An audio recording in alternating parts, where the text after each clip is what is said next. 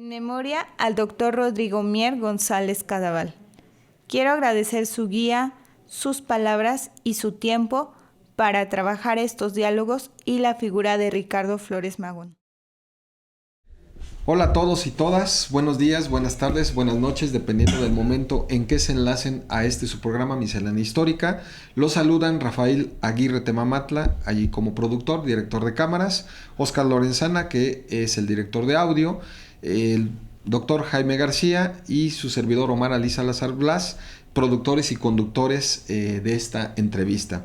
Le recordamos que Miscelánea Histórica es un proyecto que tiene la intención de difundir temas relacionados con historia, desde la historia natural hasta la historia cultural. Y en esta ocasión abrimos el espacio Miscelánea 21, dedicado a rescatar y difundir las investigaciones de las tesis de los egresados de las 21 generaciones de la licenciatura, en este caso en Letras, de la extinta Facultad de Humanidades, hoy Instituto de Investigaciones en Humanidades en Ciencias Sociales de la UAM. Estrenamos, por lo tanto, Miscelánea Literaria, y tenemos como invitada a Citlali Rosalí Salazar García. Hola Citlali, ¿cómo estamos? Muy bien, muy buenos días. Espero que no tan nerviosa. Sí. Pero bueno, Citlali, es la primera entrevista que tenemos a los egresados de Letras. Sí. Y como usualmente lo hemos hecho con las 21 generaciones en el caso de historia, pues comenzaremos por saber quién es Citlali, cuál es un poco la historia que tiene. Ok. Pues estuve mucho tiempo en un colectivo donde hacíamos un periódico, y a raíz de eso y también de un profesor que tuve en la preparatoria, yo dije, yo quiero escribir, yo quiero estudiar letras, yo quiero ser así como mi profesor. Era así como mi ejemplo a seguir, ¿no? Y me metí a estudiar aquí directo letras, aunque en esa época teníamos todavía lo del tronco común. Entonces me tocó llevar todas las materias, ¿no? Que antropología, filosofía, historia, todo me chuté. Pero yo ya estaba bien definido, o sea, que iba para letras y en eso estuve trabajando. Y siempre me gustó como que ligar lo histórico con lo literario, o sea, no puramente literario, siempre se me hacía como algo bien interesante porque podía trabajar como diferentes temas, ¿no? A través de las letras, no únicamente literatura, ¿no? Entonces, pues ya de ahí empecé a trabajar con Magón, en este caso Ricardo Flores Magón, y vi que tenía muchas cosas, o sea, como que yo lo leía y me despertaba muchas emociones, ¿no? Entonces de ahí pues fui desarrollando el tema y me gustó mucho trabajar estos espacios alternativos, ¿no? Que se recrean en los diálogos, pero no estos espacios como en otro país, en otro lugar, sino en el mismo México, que se generan a través de las relaciones sociales. ¿Qué distinguía el colectivo en que tú te encontrabas? ¿Qué hacían? Hacíamos un periódico que se llamaba El Pregón.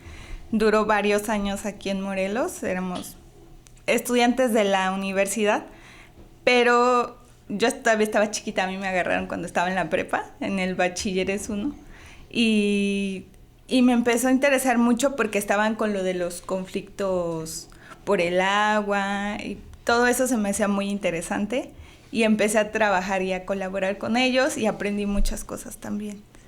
De lo que tú recuerdas en ese colectivo, mencionas las cuestiones del agua, pero seguramente había otras preocupaciones en esa época, que estamos hablando hace unos 10 años más o menos. Sí. ¿Cuáles son las preocupaciones que le interesaban a este colectivo y por qué crearlo? Sí, bueno, este colectivo se había creado cuando fue lo del cierre del Casino de la Selva, cuando se da la construcción del Mega ahí. Yo todavía estaba muy chica, o sea, yo no pertenecía a ellos, yo entré varios años después y bueno, querían rescatar esa parte cultural de ahí, y bueno, finalmente pusieron la Mega y todo, y de ahí siguieron por los demás conflictos. Cuando yo entré estaba reciente lo del cierre del tiradero de Tetlama. Fue algo, sí fue impactante porque nos tocó todo lo de la crisis de la basura, todo lo del cuidado del medio ambiente. Entonces, Varios de mis compañeros empezaron a vincular más con las comunidades como Alpuyecas o Socotla, que estaban ahí cerca, por este conflicto. Y empezaron a cambiar, o sea, empezaron a hacer dinámicas con la comunidad, como talleres de reciclaje. Y, por ejemplo, en mi caso personal, con mis papás, cuando ellos ya decidieron poner como un centro de acopio para reciclaje, por lo mismo decían, no vamos a resolver los problemas ambientales, pero de esta manera los podemos aminorar. Y fue algo que me fue marcando. Entonces todos estos conflictos sociales, ambientales, también como que los llevaba de la mano cuando yo entré a estudiar letras. Citlali, ¿de qué comunidad es usted? Yo soy de Cuernavaca. Ajá, pero siempre por mi colectivo nos vinculamos mucho con las comunidades de Alpuyeca, más con los que estaban ligados ahí con lo del el basurero de Tetlama. Ajá, sí me tocó ese conflicto ya más directo. En principio, cuando uno quiere estudiar letras, en algún momento a mí también me llegó ese gusanito, viene por una cuestión de la escritura, de lo que queremos dar a conocer. Sí, ¿Qué era claro. lo que escribía Citlali antes de entrar a letras? Me gustaba hacer así como poesía, cosas que a mí me pasaban, pero cosas también que yo veía, ¿no? De mi entorno que pasaba. Entonces por eso me atraía mucho el periodismo. Pero presenté pues para la UNAM para estudiar ciencias de la comunicación y no me quedé. Y entonces vi una alternativa aquí en la UAM para entrar y me gustó mucho estudiar letras. Y ya en la carrera uno va entendiendo que letras no nada más es una cuestión de escritura libre, de cuestión creativa, sino también otras condiciones. ¿Qué es lo que te encuentras en esa facultad que vas a definirte una idea distinta de las letras?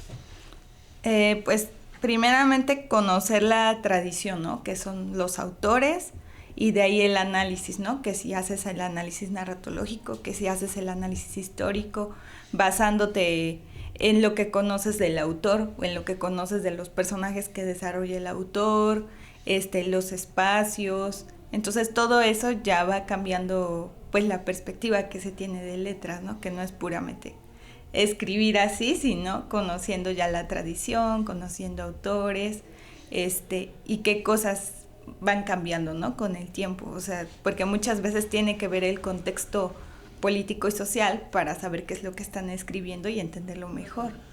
Sí, siempre en esta cuestión de los escritos está el contexto histórico, por supuesto, el autor, el mensaje y a quién va dirigido, ¿no? Sí, y esa es la parte, esa es la parte que el contexto permite tener una interpretación, creo yo, mucho más, más amplia, ¿no? Claro que sí. Como el caso que nos presenta el día de hoy. Que ahorita lo abordaremos. Pero bueno, creo que es importante para el público también que nos escucha, que nos ve, darle una idea de qué es esta carrera de letras a partir de las experiencias que ustedes tienen. ¿Qué puede hacer un egresado de letras? Bueno, a mí un tiempo mientras estaba estudiando la carrera estuve trabajando en un periódico como correctora de estilo.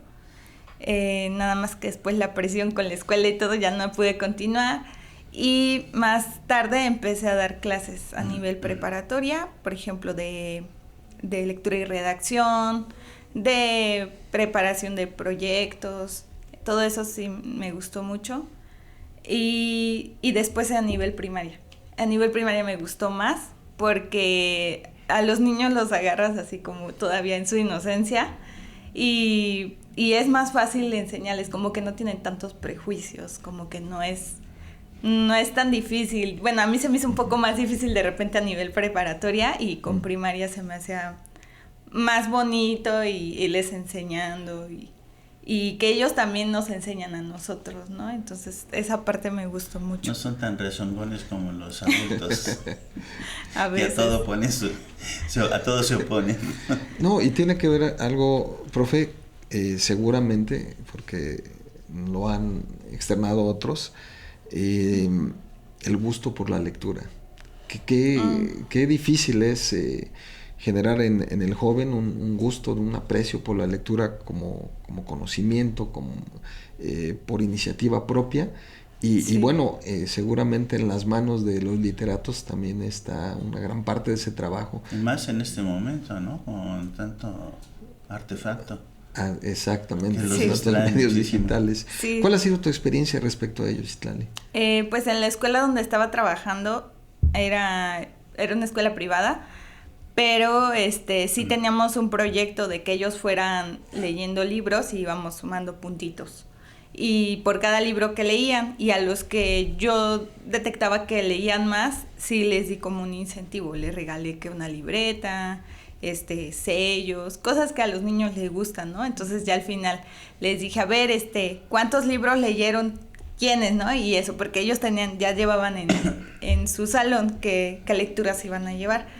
Y ya me dijeron, no, pues fue este niño y esta niña y leyeron más, y ya les dije, pues les voy a dar un premio, ¿no?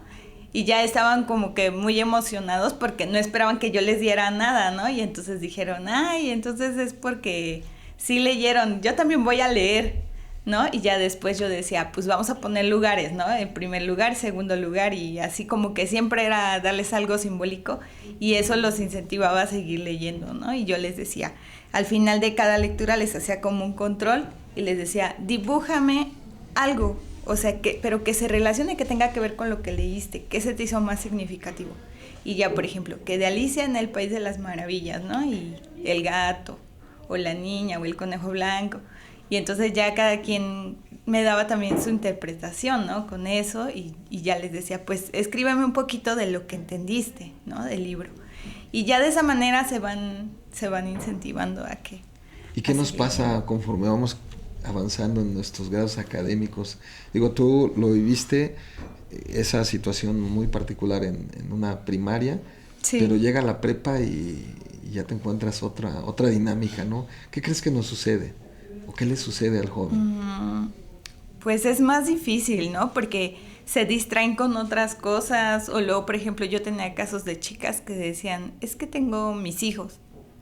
Como esa era ya más prepa abierta, entonces ya llegaban con, pues, por decirlo así, con otras cargas, ¿no? Que es que mis hijos, o es que no me dio tiempo, y siempre como que pretextando, ¿no? Luego les decía, bueno, para el proyecto van a leer tal cosa, van a investigar, pues, de lo que ustedes quieren, ¿no? Y ya luego les decía, ¿qué trajeron? ¿Qué material trajeron? Y de repente, no, pues es que no, o es que no me dio tiempo, o es que... Y entonces era así como de, pues tengo que traerlos otra vez, ¿no? Como los niños de la mano, ¿no? Casi. Y tampoco es tan constante, ¿verdad? Porque no acuden así, digo, salvo algunos casos. Sí, algunos casos, no todos, ¿no? Pero sí, en algunos casos sí me tocó. Y entonces dije, pues entonces, ¿cómo vamos a trabajar si no me están leyendo, si no traen su material? Y ya esa vez como que sí se sintieron mal. Y ya en adelante ya les exigía, ¿no? O sea, tráeme, pero ya, o sea, dime con qué vas a trabajar, tráeme copias o tráeme el libro que vas a usar, ¿no? Y ya, pero sí es un poco complicado porque ya su mente pues se ocupa de otras cosas, ¿no? No solamente la escuela, como en el caso de los niños que sí se dedican un poco más, yo siento, ¿no? De repente. ¿Consideras que en la facultad se hace esas reflexiones sobre la didáctica que creo que carecemos? ¿En qué sentido? Te lo pregunto. Parecería ser que la lectura formal de un libro, etcétera, está destinada como a desecharse en estas generaciones jóvenes. Digo, leen de otras maneras, sí, pero ¿qué es lo que podríamos hacer? Sí, pues ahorita, bueno, yo lo que viví cuando estuve aquí estudiando fue en el servicio social, que le hice con la doctora Irene. Me apoyó para empezar el fomento a la lectura infantil. Entonces íbamos a leer libros aquí, por ejemplo, a la escuelita que está acá. Había otro kinder que estaba allá sobre la avenida, pero más a nivel más pequeños, no tan grandes, ¿no? Y ahorita pues yo también lo que busco es aprovechar como que estas herramientas digitales para también leer, ¿no? Que te descargas libros, entonces ya es más fácil.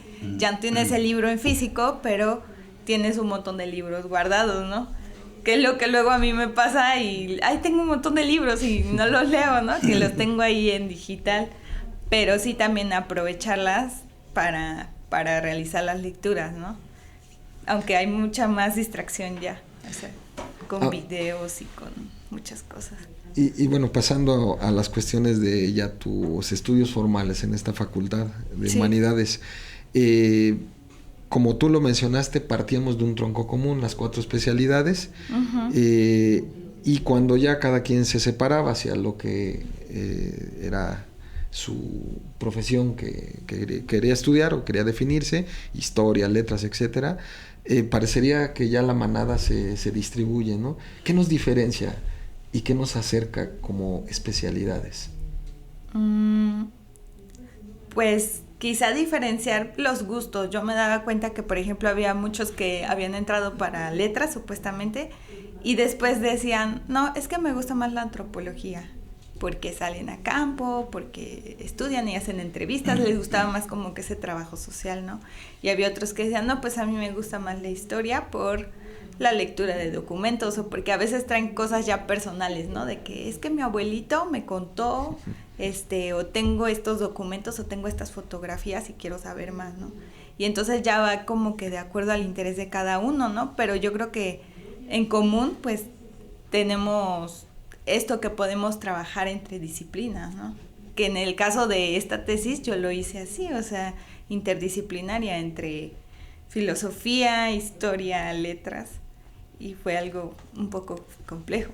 Esta entrevista debe haber sido el año pasado, ¿verdad, doctor? Que teníamos el año de Flores Magón, pero bueno, vamos a pensar es tarde, ¿no? Exactamente. Yo creo que el valor de esa tesis del análisis del espacio y la desigualdad de 7 diálogos magonistas tiene todavía mucho presente. Digo, el personaje, creo yo que incluso su pensamiento es del presente.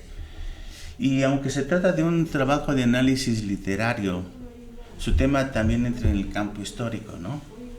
Sí. Ahora sí que, ¿quién fue Ricardo Flores Magón desde el punto de vista de la historia? Híjole, hablar de Ricardo Flores Magón es hablar de, pues, de muchas personas, no solamente de él como personaje, porque estuvo ligado a muchas personas y gracias a eso pudo hacer tantas cosas, ¿no?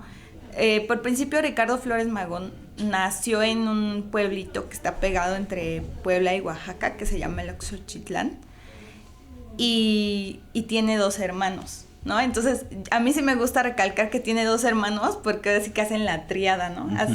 Hacen equipo para después generar los periódicos y para apoyarse y todo, ¿no? Él nace ahí y después su familia se traslada a la Ciudad de México. Y ahí en la Ciudad de México él tiene la oportunidad de estudiar en la Escuela Nacional Preparatoria y después entra a estudiar como abogado. Y como empieza a la par a trabajar en un periódico que es dirigido por Joaquín Clausel, pues se da cuenta que le gusta más el periodismo. Entonces deja trunca su carrera y se dedica mucho a esa labor periodística. Además de que recordemos que en esa época estaba el porfiriato, ¿no? Entonces tenía así como que arremetía mucho contra Porfirio Díaz, contra todo lo que estaba mal en el momento, ¿no? Toda la injusticia social, toda la pobreza. Entonces todo eso lo reflejaba bien en los periódicos. Ya posteriormente empiezan a hacer los periódicos que son El Aguizote, El Hijo del Aguizote, El Nieto del Aguizote, Regeneración. ¿Y por qué tantos? Porque Porfirio Díaz lo que hacía era censurarlos, les confiscaba las imprentas del periódico y de repente se escondían y al poco tiempo volvían a salir y hacían un periódico con un nuevo título, ¿no? Entonces por eso está El Hijo, El Nieto, El Bisnieto y luego Regeneración, que ya es como que lo último y de lo que hay más registros. Hasta cierto punto las actividades políticas de ese personaje a través del periodismo son conocidas, ¿no? En particular, la profundidad de su pensamiento filosófico y político.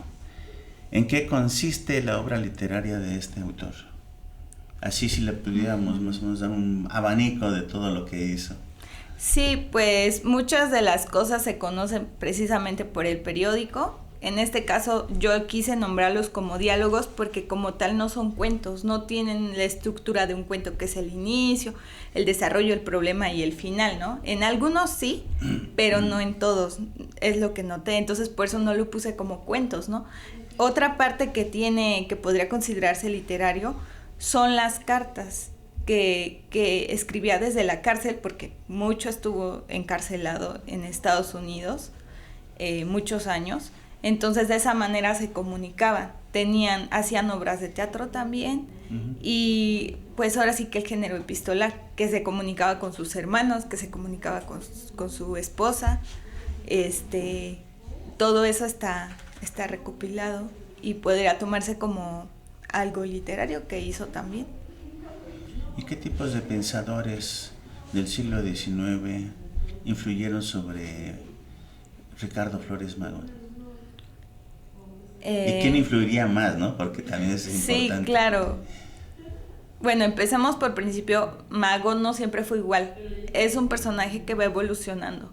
Entonces, él empieza por ser un liberal, ¿no? Uh-huh. Y él dice, no reelección, que se vaya Porfirio Díaz. Empieza a hacer los círculos liberales, ¿no? Que se generan en el centro, sobre todo, y en el norte del país. Uh-huh. Entonces, dentro de esos círculos liberales, pues hay lecturas, se hacen preparación, y hay mucho de lo que conocemos ahora como el marxismo, porque es todo el conocimiento para criticar el capital, para criticar la propiedad privada, para criticar. Entonces, en ese sentido, tiene ahí a Marx, a Engels, y posteriormente, cuando se va más, porque va precisamente hacia los círculos obreros, no se va tanto de repente a lo agrario, pero sí a los obreros, y se mete con el anarcosindicalismo, ¿no? Lo que conocemos como anarquismo, que pues es algo mucho más violento, por decirlo así, más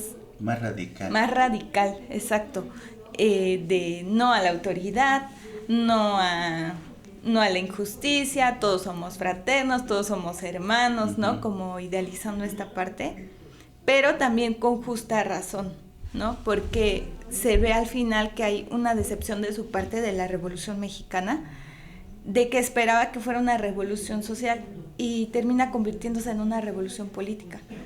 Entonces yo ahí trato de entenderlo y de decir, pues él esperaba que cambiaran quizá más cosas, que todos fueran anarquistas, y no tomando a mal el sentido anarquista, ¿no? Sino que el anarquismo lo que dice por principio se basa en la naturaleza, que hay fraternidad, hay igualdad y que todos toman de donde hay y de acuerdo a sus necesidades, y que es posible autogestionarse porque es posible que las personas conociéndose a sí mismas puedan autorregularse sin ninguna autoridad, pero no es que cada quien haga lo que se le antoje, como se conoce hoy la anarquía, sino que las personas ya piensan también, razonan también, que no hay necesidad de que alguien las mande para hacer lo que es necesario, ¿no? Que no hay necesidad, que ya saben lo que se tiene que hacer y que no le voy a robar al otro o no le voy a quitar, porque somos iguales,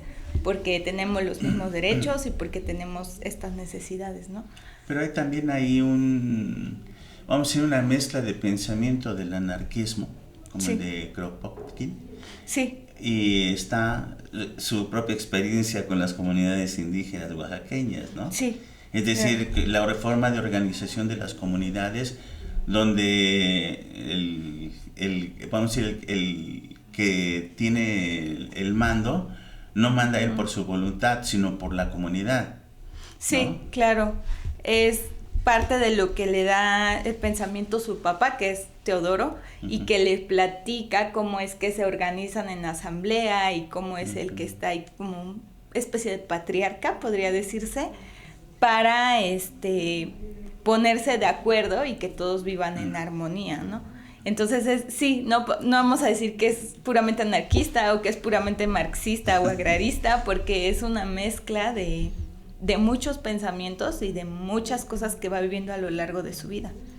Una pregunta un poco, no sé si esté fuera, Doc, pero hablando de esta vida, siempre me ha llamado la atención de Flores Magón el personaje, digamos, la vida, los retos que se enfrenta a nivel, principalmente en el gobierno de Porfirio Díaz.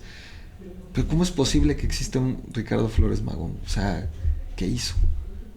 Sí. ¿Qué hizo para ser Ricardo Flores Magón? Eso es lo que digo, en un momento muy particular. Hoy tenemos más medios de comunicación, sabemos más cosas, pero es que todo depende de la época. Es decir, cuando estamos hablando también del siglo XIX, ellos tienen formas de comunicarse y hay cosas que incluso vienen de muy antiguo, de esto del que estamos hablando, de la comunidad del hogar. O sea, ahí se intercambian las historias, lo que decía, ¿no? Sí. Esto a mí me llama la atención mucho, el papel del padre, claro. ¿no? Porque no es el papel de alguien de fuera, es parte de su propia comunidad. Y esa enseñanza viene seguramente a la hora de la comida o de la cena, ¿no? En que el padre se ponía a hablar con ellos, a comunicarse. Sí, ¿no? Además de que ellos a través de los círculos liberales tenían la idea de hacer este movimiento no solamente nacional, ¿no? Sino decían que traspasar a otros países y entonces por eso se traslada a Estados Unidos, alguno de sus hermanos se queda aquí en México con quienes mantienen comunicación, tienen también a sus aliados como Praxedis Guerrero, Librado Rivera, exacto, que eran también fuertes, y se van a Estados Unidos y a tal grado, o sea, que rompen este código que tenían de neutralidad y lo meten luego a la cárcel, ¿no? Y a los 3 meses ya salen y otra vez y los reciben los grupos sindicales de allá de Estados Unidos que estaban súper fuertes de trabajadores. Entonces es lo que a mí me impresiona, porque lejos de decir, no, pues ya no voy a salir, ya me metieron a la cárcel, ahora sí como que ya escarmenté, ¿no? O sea, salen como héroes después de 3 meses de estar en la cárcel. Y yo creo que sí les tenían miedo. O sea, sí les tenían miedo como para decir, te voy a encarcelar porque eres peligroso. Y en México ya no los querían tampoco. O sea, una vez platicando con Dante, se ubican al maestro Dante, claro. Me dice, es que era un apestado de la historia porque era anarquista y se volvió muy radical, ¿no? Pero, o sea, lejos de decir que era un apestado, yo creo que hubo en el momento las razones para que lo hicieran, porque sí eran peligrosos, por decirlo así, ¿no? Pero yo creo que ahí está la respuesta, ¿no? Yo creo que es el contexto histórico lo que te forma. O sea, ¿quién es Flores Magón? Pues formado desde el padre, claro, ¿no? Que le dan una idea a los hermanos. Si te das cuenta, es un trabajo colectivo, yo creo que desde la infancia, ¿no? Hablando de grupos colectivos, ¿no? Sí. Y también porque ella empezó muy joven, ¿no? Claro. Esos grupos colectivos. Y yo creo que también otra cuestión, también en esa época, no toda la gente sabía leer y escribir. Y entonces, en los círculos de obreros, muchas veces se difundía todas las noticias. Alguien leía y toda la gente ahí escuchando. Claro. ¿No? Sí, otra cosa interesante que se me hacía que cuando estaban en Estados Unidos, ellos hacían obras de teatro para la gente. Y entonces de esa manera igual, o sea, daban a conocer sus ideas, algo como más didáctico, por decirlo así, y boteaban. Entonces así como ahora están los payasos que se ponen en el Zócalo y botean, ellos hacían lo mismo. O sea, boteaban con la gente que se acercaba a ver, y de ahí juntaban recursos. Y algo muy interesante es que hace amistad con Emma Goldman, ahí en Estados Unidos, que es una obrera que viene de Lituania y que está bien fuerte también, ¿no? Entonces, todos esos nexos, todas esas cosas que les toca vivir, porque incluso lo apoya para que él pueda salir de la cárcel. O sea, ahora sí que les pagaba sus deudas, ¿no? Ella se dedicaba a botear, a andar ahí. Y lo sacó varias veces de la cárcel, ¿no? Entonces, pues Emma Goldman también era un personaje. Es interesante, mira, estos paralelos, porque en los años 60 varios de los líderes chicanos usaban el teatro y boteaban. No sé, ese tipo de organización. No sé si lo copiaron o también se les ocurrió esta visión de las obras de teatro, ¿no? Porque el teatro es una forma de enseñanza. Bueno, en el mundo mesoamericano el teatro era muy importante. Y como eran las carpas, leer, ¿no? De hecho, se menciona que cuando un tlacuilo leía los códices, iba haciendo movimientos teatrales para dar énfasis a lo que estaba escrito en los documentos. Pues ahí tenemos una didáctica para promover la lectura, ¿no? Porque creo que eso también nos falta, ¿no? Trabajar esa parte. Pero bueno, no nos desviemos, ¿verdad? Entrando sobre ya el tema de análisis, esto me llama la atención de esa definición del espacio como escenario. ¿Qué nos puede comentar sobre ello, en particular la perspectiva que tenía Flores Magón del escenario, ¿no? El espacio como escenario? Sí, pues por principio pensamos que el espacio no suele ser el lugar donde se desarrolla la historia, por así decirlo, sino donde hay relaciones entre las personas, entre las cosas. Entonces estas mismas relaciones de poder son muy claras en los diálogos, ¿no? Del el pobre, el rico, aunque casi siempre muestra el papel del pobre, ¿no? Del rico solamente se sabe así como que a oídas, porque el patrón me dijo, porque el patrón dice, porque el patrón fue a la fiesta, porque el patrón me mandó. Entonces, no hay ahí un papel en donde se igualen, ¿no? El patrón y el pobre, sino más bien es lo que busca hacer, o sea, igualar estas condiciones, pero deja ver como estas diferencias, ¿no? Y siempre muy extremista, o sea, no hay puntos medios, ¿no? O es blanco o es negro, o eres bueno o eres malo, ¿no? Es que eso me lleva, por ejemplo, a la realidad actual, ¿no? Es decir, lo que estamos viendo, el escenario político actual es muy semejante, ¿no?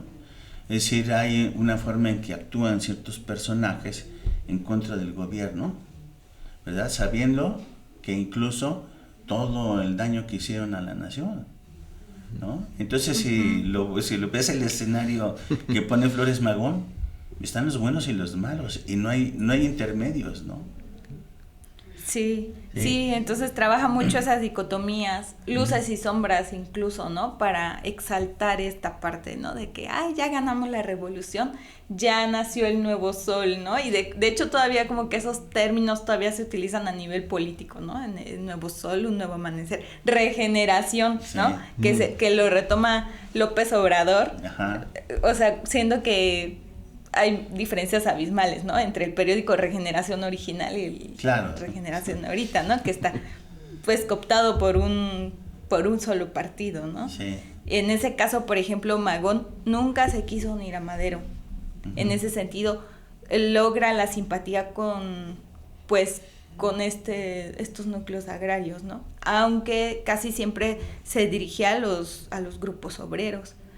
Entonces ahí, por ejemplo, a mí me interesaría como que ver qué tanta influencia hubo, ¿no?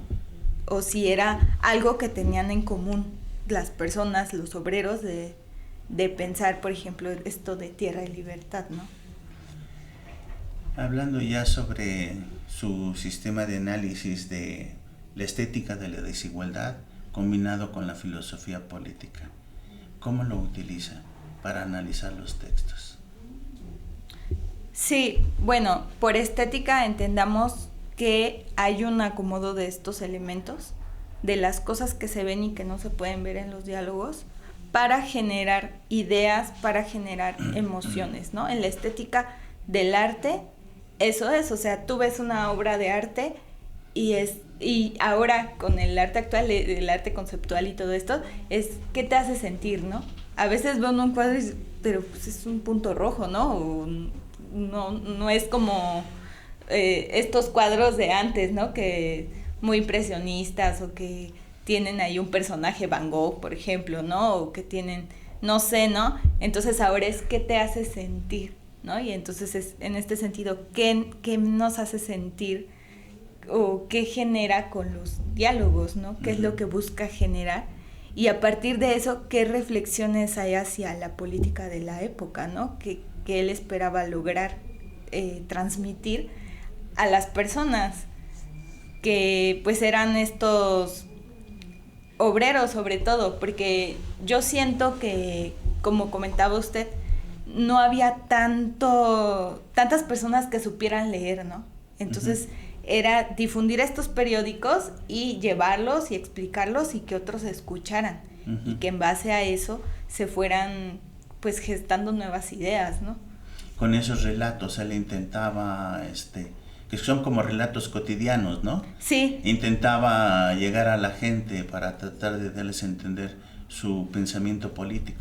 Sí, claro, y sobre todo porque mostraba sectores que casi nunca aparecían, por ejemplo, que el cojo, que los niños, Ajá. las mujeres, ¿no? La voz de las mujeres sobre todo, la voz de los campesinos o del que está labrando el campo. Entonces es como esta historia para las minorías, ¿no? Uh-huh. Y en ese sentido la actualidad, ¿no? De este pensamiento, digo, tenemos un México con una enorme desigualdad, con grupos que quizás no tienen esa voz. ¿Qué tan pertinente hoy es el pensamiento de Flores Magón? Sí, creo que hay muchas cosas que no han cambiado en este sentido, en el sentido de criticar el capitalismo, pero me parece que ya es un contexto mucho más complejo, ¿no? Porque no solamente es el obrero y el patrón, el jefe de la hacienda, el que trabaja para la hacienda, ¿no? Ya no solamente son estas dicotomías, sino está la persona que, como dicen, el que le juega al emprendedor, o el que trabaja desde casa, o el que, pero como dices, o sea, continúan estas desigualdades, ¿no? Ya son otros sectores quizá, no tan marcados, pero siguen esas diferencias. O sea, no han cambiado muchas cosas porque precisamente lo que comentaba hace rato fue una revolución más política que social. Y creo que eso fue en parte algo que decepcionó a Magón. ¿Y cómo, desde el punto de vista de usted, en el aspecto de las letras, cómo combinar el quehacer literario, el quehacer histórico y el quehacer filosófico? Suena así muy complicado, pero yo de la manera en que lo he encontrado más ha sido a través de la educación. O sea, puede uno practicar esta parte de lo literario, lo filosófico, como saber cómo pensar, cómo hacer las cosas.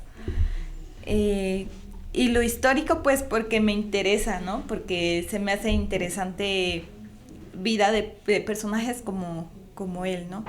Que no solamente es un personaje, sino que está rodeado de esta parte colectiva, ¿no? Y de sus hermanos y de toda la gente y todo el contexto histórico. Uh-huh. De todos estos seres olvidados, porque se habla de Flores Magón, por ejemplo, Praxedis Guerrero, pues creo que nadie lo conoce, ¿no? Sí. Otros personajes que aparentan un papel secundario, pero que son muy importantísimos en la difusión de todas estas ideas. Sí, y de hecho, aunque el año pasado se hizo su conmemoración, pues creo que no le han dado el peso suficiente, porque es otra parte de la Revolución Mexicana. Sí, claro. O sea, es la parte de los obreros, así como tenemos la parte de Zapata y de Villa, que en algún momento tuvieron sus diferencias y por eso no se unieron. O sea, o no sé hasta qué punto pues pudieron haberse unido, haber tenido comunicación, ¿no? Es algo que me interesa seguir estudiando, seguir viendo hasta qué punto pudieron o no haber tenido comunicación entre, por ejemplo, Zapata, Villa, con los del Partido Liberal Mexicano. Es muy interesante eso, el hubiera, ¿no? Sí. Que dice, es un tiempo irreal, no existe. Pero cómo nos permite llevar a cabo una reflexión, ¿no? En ese sentido. Es decir, ¿qué hubiera pasado si Zapata y Villa se unen? Si Flores Magón se unen. Pero a lo mejor esta realidad es que sí están esos principios unidos, porque muchos del pensamiento, por ejemplo, filosófico y político de Flores Magón, está en los principios que se dieron el producto.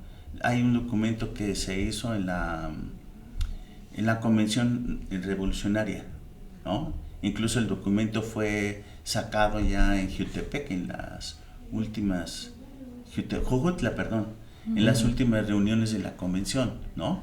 Que es producto de eso. Y muchos de esos puntos están reflejados en la Constitución mexicana, ¿no? Claro. Entonces sí hay, vamos a ser un punto de contacto, vamos a llamarle. ¿Qué planes tiene para su futuro académico?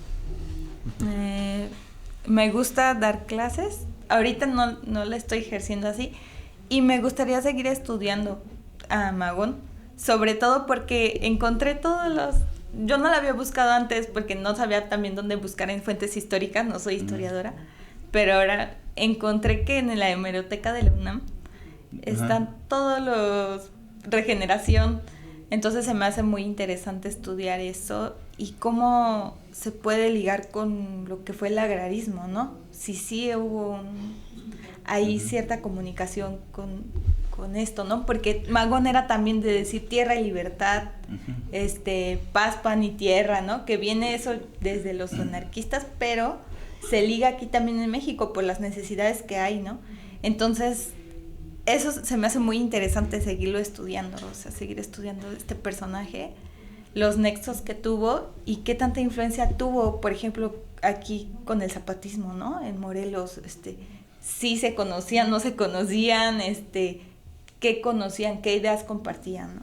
Bueno, Francisco Pineda habla muchos de esos puntos de contacto, ¿no? De que se retomaron varios elementos de los Flores Magón y de otros grupos que estuvieron cercanos a Flores Magón. Y yo le recomendaría realmente que siguiera estudiando y penetrándose, investigando en esto, porque tiene mucho futuro. Sí, y aparte de que hay mucho material. O sea, en un principio me costó buscar porque no tenía esa preparación de historiadora, o sea, de indagar, por ejemplo, en la AGN o indagar en estas hemerotecas y todo eso. Entonces ahorita ya tomando distancia, tomando el tiempo y buscando, he encontrado muchas cosas. No, pero además ahí yo creo que está el punto de contacto entre la historia y la literatura. A nosotros nos hace falta precisamente aprender más del análisis hermenéutico, ¿no? Sí. Desde varios puntos de vista. Yo creo que el trabajo que hizo es un ejemplo claro de lo que debía hacer el historiador. Tener el contexto histórico, tener al personaje, tener el documento y de a quién va dirigido, que esa es la parte importante, y ir sacando estos elementos como lo del escenario, ¿no? El espacio como escenario, y describiendo estas dicotomías que encontraba este personaje. Eso es lo que muchas veces nos hace falta a los historiadores en el trabajo de interpretación, ¿no? Y la interdisciplinaridad que no se debe de perder, a pesar de que muchos veían que el tronco común pues era una quizás pérdida de tiempo, pero finalmente lo vemos que los puntos de contacto son múltiples. No pérdida de tiempo. Sí. Lo que sucedía es que había una separación, no había una unidad de las licenciaturas que no permitía el desarrollo de las licenciaturas. Lo que se optó fue porque esas materias se convirtieran en optativas, de hecho sigue. Es decir, pero ya con el interés del alumno a su propio desarrollo en la línea que ha tomado, pero de algunos intereses que tenga, por ejemplo, alguien que estudia historia, acercarse a la antropología, o acercarse a las letras, ¿no? Que esa es una perspectiva diferente. Sí, que ahí debe de haber más bien un buen camino para que un joven de 18 años sepa elegir, ¿no? Porque si nos volvemos en el tiempo, seguramente... Sí, era difícil mismo, porque llegaban muchos y ni siquiera sabían para dónde, ¿no? Y decían, bueno, yo sé que me gustan las humanidades, pero pues vamos a ver, ¿no? Y ya de repente, no, pues ya se fue a filosofía o se fue a antropología y ya, ¿no? Como que se van también desarrollando ese gusto, ¿no? Y por ejemplo, el caso de ella es muy interesante, ¿no? Sí, literatura, ¿no? Pero enfocado a temas históricos, claro, ¿no? Y además tiene la influencia, bueno, Bernardo es historiador, muy buen historiador. Sí. Así. Muy bien, Citlali, pues no sé si tengamos alguna pregunta más. No, pues nada más, sí, desearte que este trabajo lo profundices. Creo que sí. Incluso no solo desde la visión literaria, sino también desde la visión de una mujer, ¿qué valor le podemos dar al pensamiento de los Flores Magón, ¿no? Sí, claro. Que seguramente tenemos ahí algo también que cortar, ¿no? Era hasta feminista, podría decir yo, o sea, porque hay discursos que escribe hacia las mujeres igual, ¿no? Entonces, hay de todo, hay como que hay muchas cosas que se pueden tomar y trabajar. Sí. pues esperemos tener el segundo capítulo de esta entrevista ya Claro con un que sí, trabajo ya con de profundidad. una maestría, ¿no? Digamos. Una maestría. Sí, por supuesto.